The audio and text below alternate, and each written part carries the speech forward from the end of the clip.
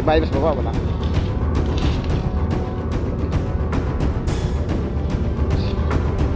Bawat sa ilog na malinaw na ilog.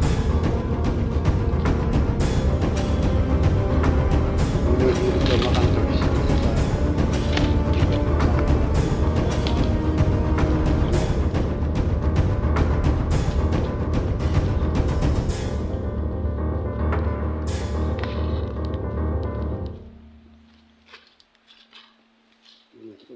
Iba ba?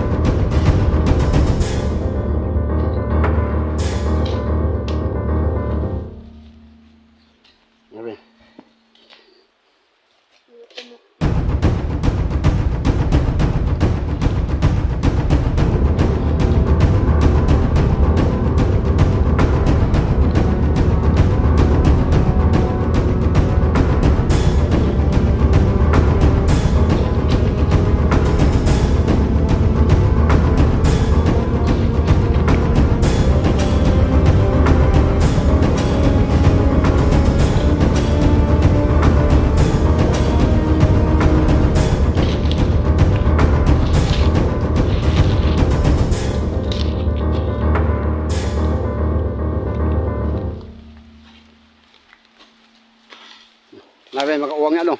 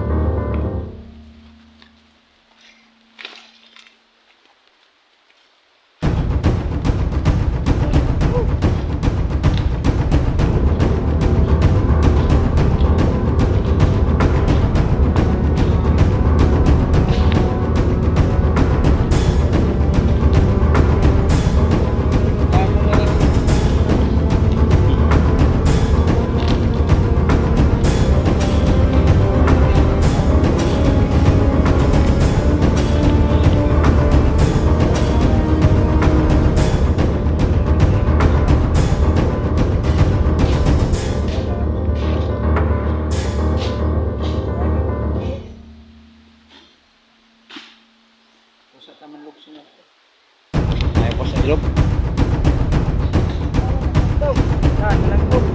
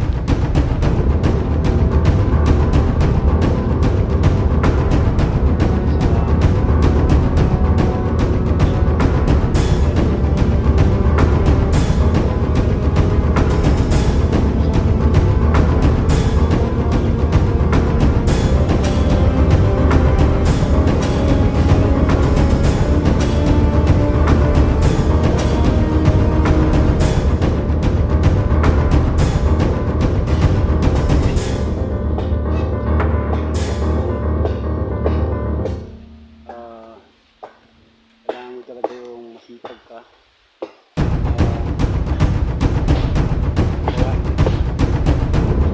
Buhay ka.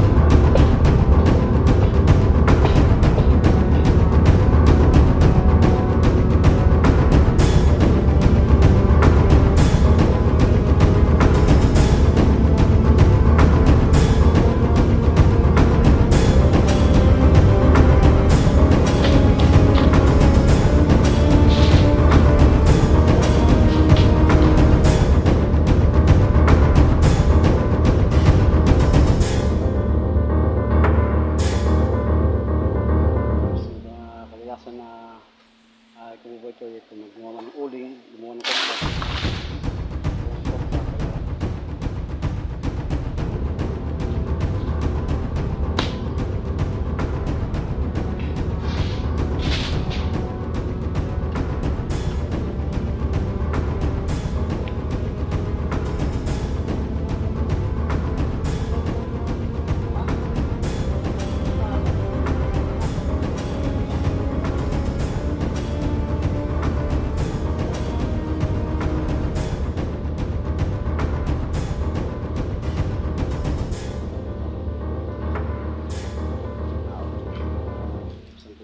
Napakalayo pa po yung nilalakad namin.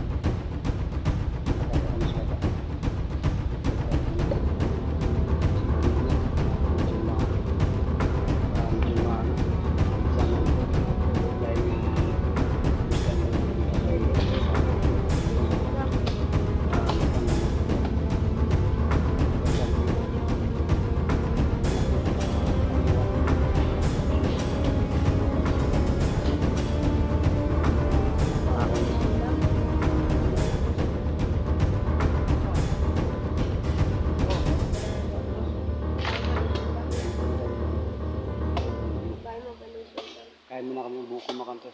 Kuha mo na buko mo sa kaibigan.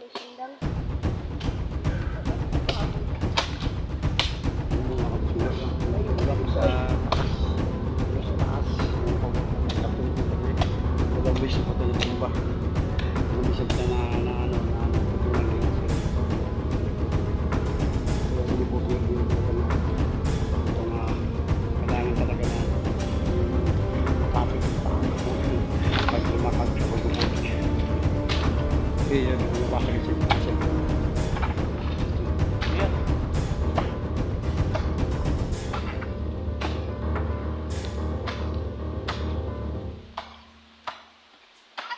Buko makanta.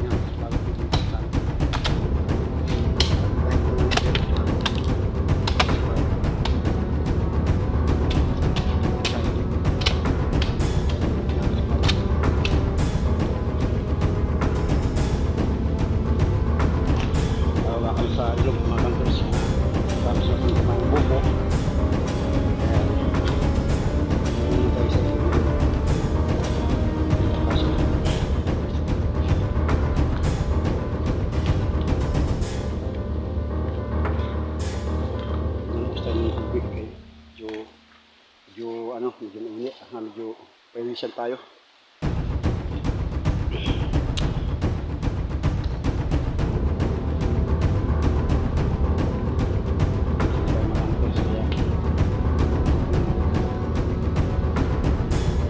Hugas na sa bunga pa.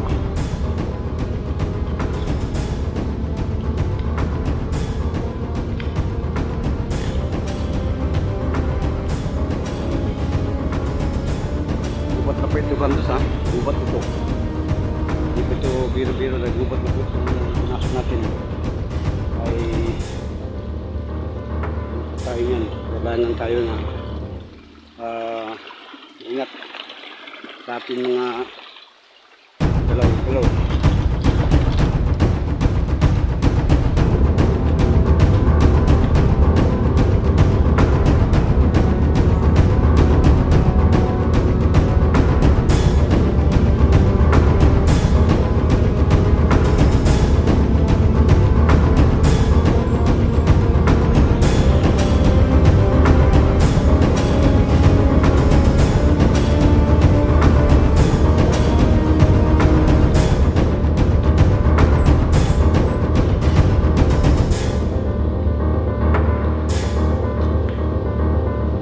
Kinuha ano?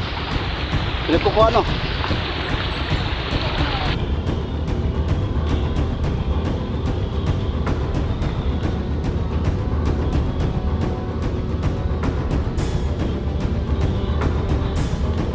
Dito tayo sa Bukid Pisares po, mga kantors. Bukid Pisares po tayo ngayon. Kung saan po yung napaka deep na lugar at gubat. Talagang medyo sa kabila.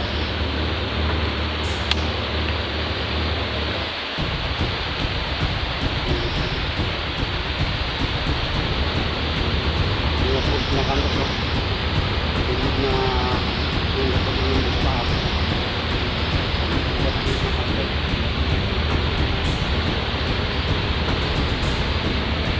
Marami po yung mga mga uwang o may mga unggoy kumakalit sa dagat mga kumagala. May mga crash po mga nilalang na nakagala dito. Balikan tayo. Medyo alangan sa Dito tayo dadaan. Oo. Hindi na tayo magsama ng bata. Oo.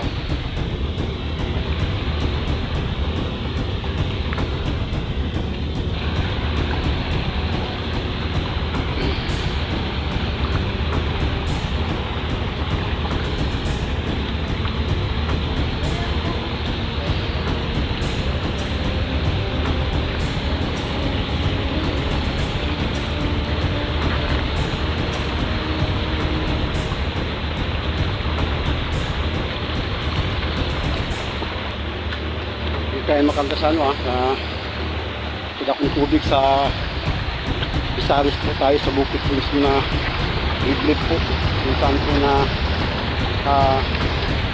ulit tayo na creeping o tinutugos natin yung anong klaseng legal lang na ating hinanap. Pero sa ngayon ay medyo bigo tayo na makita. Kaya gawa pong maliwanag pa ang araw ay was hotel sunsi. So sabihin pa naman ay napupuntahan natin ang lugar na to kung saan po yung napaka liblib lugar na walang kabay-bahay, hindi mga nagbubud lang o nagkukopra. Pero experience natin, napakainda. Talagang explore po tayo bukid na dibdib.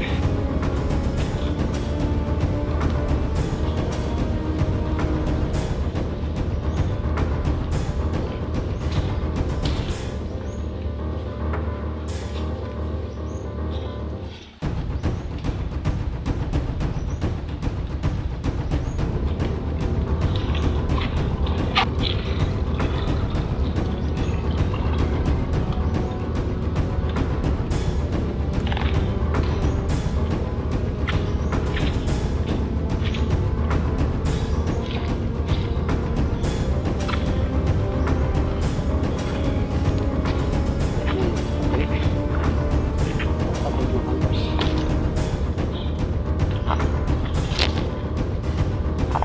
mga kasama ko. Kaya may kasama kasi bata kaya pumunta din dahil gawa ko na ang daan ko yung napaka-kulit at napakadulas at may mga maraming lalaking bato, kaya hirap kami maparoon sa lugar na aming pagkit. Kaya gusto next time po ay pupunta rin para masaksihan natin yung ilog na sinasabi ng malaki pools, at saka marami na po nalilig doon sa lugar na yun. Pero ngayon ay hindi mo tayo muna magpunta sa video. Next time tayo pupunta sa lugar na yun. So dito naman tayo muna ma-explore sa lugar na to. Saan po ay yung bukid po ng Misaris.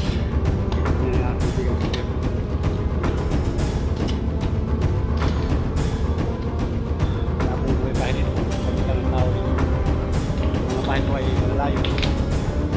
Pa sa baba.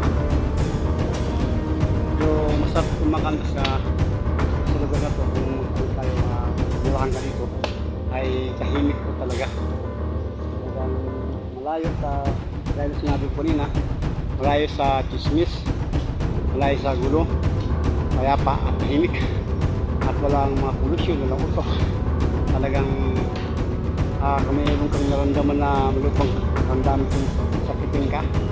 Hindi ka magkakasakit dito dahil nga iskong hangin, sariwa at saka walang polusyon. Kaya ang sakit mo ay sisip-sip na sasagap ng kalikasan. Kaya may sakit ka dito, mawala sakit mo dito. Ano siya, sariwang hangin, walang polusyon. Malalanghap mo yung mga damo, mga halaman, mga kaso, mga uno dito. Kaya hindi ka magkakasakit. Dahil sa atin natin na hindi na lang ito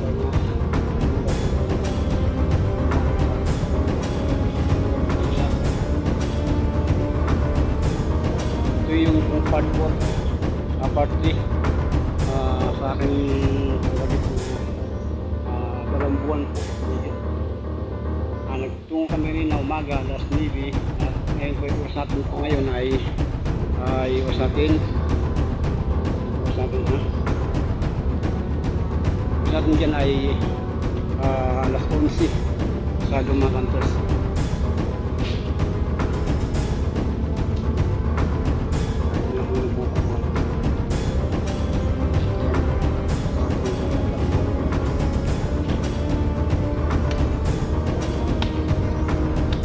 Kami nagwasok ito nga dito. Ngayon na po yung natutuloy. Yan na kanto.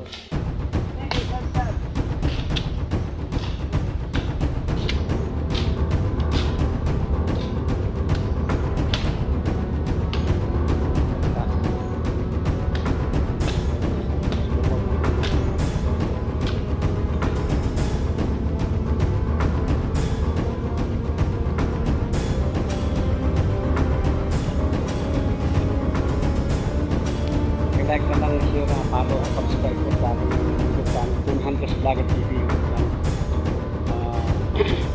Umaya ko na po ito editin. Pilihan ko po yung mga magandang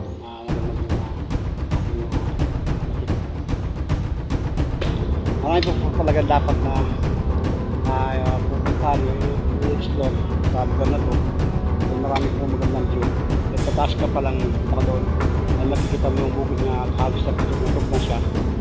Kung siguro kung may camera na Canon na matutukan talaga mismo, kaya camera lang po ating pinala. Hindi ko lang shoot. Magandang view. Kasi ang kadalasan ng mga YouTube, titingnan nila yung magandang view na makikita. Kuya, ipag po yan. Nag-ano po yan, nagkakapla po yun siya. Pagka sa libangan niya, wala siyang baho. Ito siya.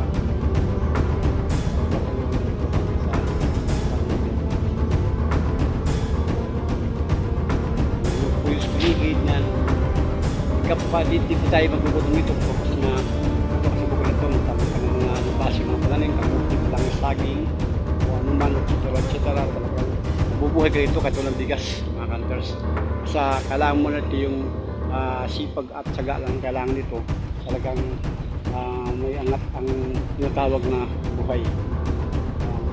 Saka mas maganda yung mga nakain ito mga gulay presko talagang wala mga chemical ay talagang malayo sa sakit at karamdaman.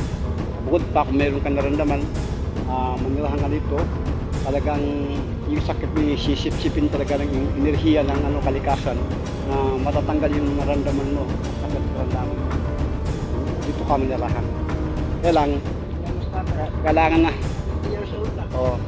70 na kaya? 70 na pala si Kuya. Di po, sa tingin mo ni Kuya, mga 50 lang, pero 70 na pala. Pero mo, kapag sanay ka sa bukid, talagang ito yung lagi mong exercise mo palagi. Araw-araw, talagang hindi mo maalintala na yung edad mo nga ako talagang sinta, ganun pa rin tingin mo, mga 60, 50, 40, ganun. Dahil nga, dala nga po yung enerhiya o kalikasan na sabi sa taabok na nakukuha ni Kuya. Kaya nga, lalo siya, habang siya naglalang edad, lumakas ang katawan niya, ang pangatawan niya.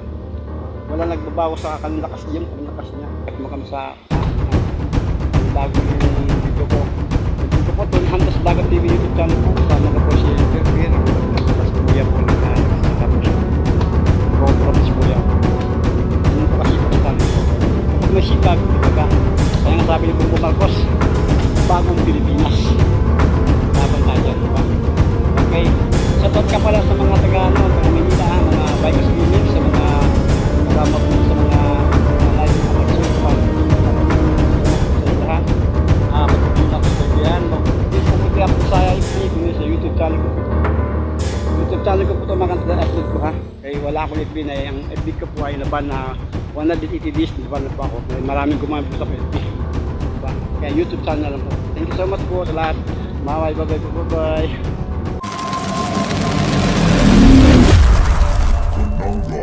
Hunters.